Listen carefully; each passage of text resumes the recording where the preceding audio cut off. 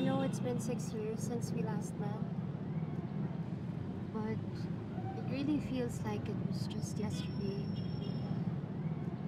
Kasi senti ka lang kasi ngayon ka lang ulit nakabalik ng Naga. This place is taking you back 6 years ago. Your first time. Kinuha mo virginity ko.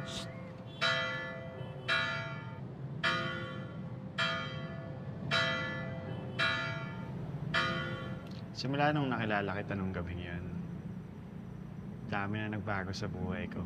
Sinundan pa kita sa Manila eh. Bago din naman yung buhay ko ah.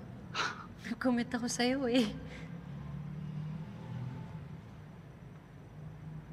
Kung babalikan natin yung gabing yun, knowing na ganito yung mangyayari sa atin, iwasan mo ako.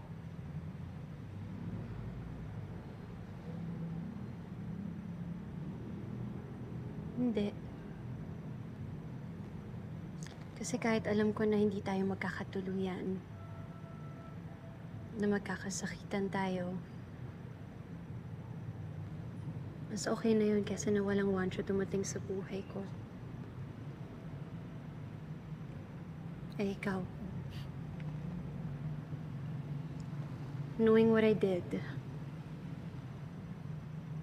sasama ka pa rin ba sa akin sa stage?